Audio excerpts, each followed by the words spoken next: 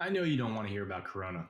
Frankly, I don't want to talk about Corona, and I promise I won't say a single word about the disease itself or how many times you should sing happy birthday in your head when you wash your hands or anything like that. It's a serious thing, and I won't pretend it's not. But great businesses will be started over the next 6 months. Corona will help us hit some inflection points that might open the door for you. And I want to talk through that, because to tweak a popular phrase, the best time to start your company was a month ago. The second best time is today. One quick note on uncertainty before we get to that, though. I got a bunch of calls this week from founders I've worked with, either freaking out over or ignoring completely the pandemic. They're in the 1% of reactions on either side of that bell curve. I realized I might be too. I realized maybe it wasn't totally necessary to tell my parents a week ago to not leave their house until summer, or to wipe down my dog Ruby with disinfectant 3 times a day. So what's going on? The answer is the culture. Every story you hear about successful founders has them giving up everything. Living in their car, eating ramen, paying themselves nothing. And it's celebrated. Risk everything for that massive payoff. The golden path is to raise money, take risks, raise more money, take bigger risks, then at some point, hopefully buy an island. Every risk founders mitigate is just permission for them to take a bigger risk someplace else. So what's that got to do with coronavirus? Well, founders' base state is to have their capacity to deal with uncertainty completely maxed out. We're taught to keep nothing in the tank, because if you do keep something in the tank, someone else isn't going to. They're going to take the risk you won't. So I got tons of calls this week from founders who simply couldn't handle this news. Luckily, most founders by nature are chameleons. They can adapt to anything and they will quickly. But it can't be good. The toll of emptying your mental reserves at all times just can't be a good thing. And I don't think it's the best way to build most businesses. For VC businesses, maybe that's just the toll. The price of admission. Those are the stakes. But my point is, I'm just not sure that most founders understand that that's what they're signing up for when they think the first step of any business is to figure out how you can raise VC. It's not a VC problem, it's a marketing problem. And it's creating a bunch of people who don't have their feet underneath them when they need them there most. All right, rant over. I'm off my soapbox. Now, let's hop on another one. There will be books written on March 2020. Shit's getting pretty wild. And some of those books will include businesses that sprung from this chaos. As that creepy character from Game of Thrones that I don't trust as far as I can throw him, Baelish, once said, chaos isn't a pit. Chaos is a ladder. Priority 1 over the next weeks and months is to obviously keep yourself and your family safe. But I do think priority 2 should be focusing on what the world's going to look like after this and what companies might be well positioned to start now. So let's do that. I'm Brian Scordato, and this is the Idea to Startup podcast brought to you by Tacklebox. If you got a startup idea and a full-time job, let's build it at gettacklebox.com. We're also brought to you by New York Tech Day. The biggest day for tech in New York City is April 23rd at the Javits Center. Get tickets at techdayhq.com.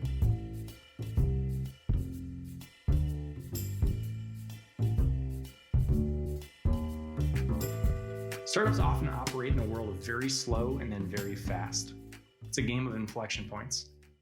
Big trends build and build and build under the surface until an event catalyzes them and they break through. I had the idea for a dating app driven by Facebook in 2009. I called it Find Your Lobster. The thinking was simple. Lots of my friends were single, no one used dating apps, and everyone used Facebook. No existing dating apps used Facebook. But what people wanted in real life was to date their friends' friends. Now we had the power to do that because of Facebook. It seemed like a no-brainer to me, but the stigma against dating apps was huge. So we built Find Your Lobster, an app that let you log in through Facebook and meet your friends' single friends. We figured we'd be able to understand and navigate the stigma better down the road. Everyone liked the idea. Everyone thought it would work. Everyone agreed that 5 years from now, using an app like Find Your Lobster is how everyone would meet. And then nobody joined. I tried to figure out what would possibly let them make that jump. I talked to them about it and they never knew. So we scratched and clawed for each new user.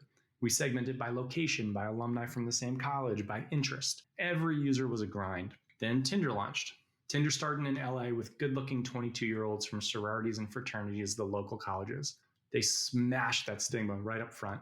They invented swiping, which made the whole thing feel impossibly lightweight. And that was that. The world changed. I remember the first time I saw Tinder. I was with our designer and we thumbed through a few matches. We looked at each other and both at the same time said a word that I'm not going to say here. His shoulders were hunched over. He looked at me. Well, this is it. This is what we needed to build. A few weeks later, the stigma was completely gone. Everyone in New York City had heard of Tinder, and just about every single person in their 20s was on it. The zeitgeist had changed. Tinder's worth $10 billion. They paved the way for Hinge, Bumble, The League, and all the other hundreds of modern dating apps that are worth billions more. Sometimes the inflection point that changes the zeitgeist is subtle, the right customer segment or the ability to swipe. This inflection point, coronavirus, is not subtle, and it'll change a lot of things. And that's what we should be thinking about now. What's a post-corona world look like?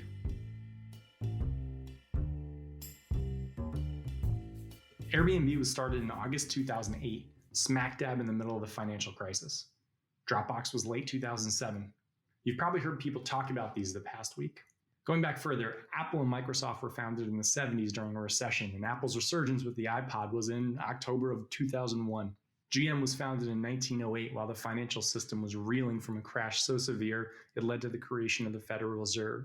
Walt Disney was incorporated in 1929, smack dab in the middle of the Great Depression. You get it. Lots of companies have been started during recessions. Lots of companies are started during boom years too. The lesson isn't that it's better to start a company during a financial or global crisis. The lesson is that the data says the state of the broader economy just doesn't matter that much. The timing for when a startup should be built has less to do with the economy and much more to do with whether customers are ready for that product or not. A big question investors ask that I love is, what makes this idea viable now when it wasn't before? Often, market crashes create inflection points. Chaos creates ladders. It might be harder to raise money in a bad economy, but fewer people will be doing it. It might be harder to sell a service when people are tight with their money, but that'll force you to actually provide value and you'll end up building something with staying power. And if you can save companies money during this time, their ears will be wide open. It might be tougher to convince someone to leave their job and join you, but it'll be easier to find someone who was recently laid off through no fault of their own. So again, don't let the uncertainty and the chaos scare you. Focus on the trends. See how they interact with the Venn diagram you've got of skill sets, customer knowledge, and networks. Ask yourself the question, why now? Coronavirus is going to create a lot of these inflection points. I actually had some fun thinking about what they could be. I came up with 3 core categories for them. When you think about these on your own, I think using these categories makes it pretty easy to come up with a bunch. Start with the first order shifts, the direct impacts of coronavirus.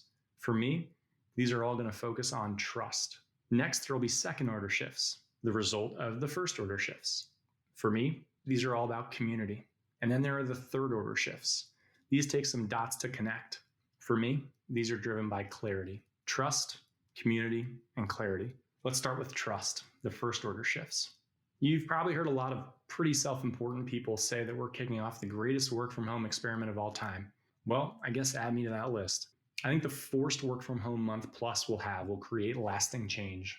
Roles that people assumed couldn't be done remotely will be done remotely. Communication is going to shift to more asynchronous methods as the stop by someone's desk will be replaced by email. The job to be done for meetings will be rethought, as virtual meetings don't really jive well with small talk. They need to be actionable. They need to have a plan. And people will learn what working from home really means. You might have seen about 10,000 articles come out in the last couple of days from people telling you exactly how you should work from home. I guess you can read some of those. We won't talk about it here. The work from home trial leads to this one big shift in trust. No matter what excuse bosses use for keeping their employees working from the office rather than from home, the real reason they don't want it to happen is they just don't trust that employees will get as much work done out of the office as they do in the office. Full stop. This experiment will show them they're wrong. Employees will get more done. This will lead to more companies with either full-time work from home opportunities or flexible work from home schedules. This is the corporate work from home tipping point. Products that facilitate and create transparency to drive trust will succeed. Now, things get interesting. That first one's pretty obvious. We got to dig in more. Working from home is going to create a whole bunch of second-order consequences. Working from home means no commute. This means people will be happier and healthier. The streets will be less congested. The energy landscape will change. Right now, 3/4 of Americans drive an average of 25 minutes to work each way, and they do it alone. Climate change will be affected. Lots of good things are going to happen. But there are going to be challenges too. That's why the second theme is community. There's a quote I like by Daniel Gilbert. He says, "We are happy when we have family. We're happy when we have friends. And almost all the other things we think make us happy are actually just ways of getting more family and friends." When people love their job, if you ask them what makes them love it, it's always the people. So if we want to be happy, we need to be making and building relationships with friends and family. There's a massive opportunity to build products that support this in the work from home age.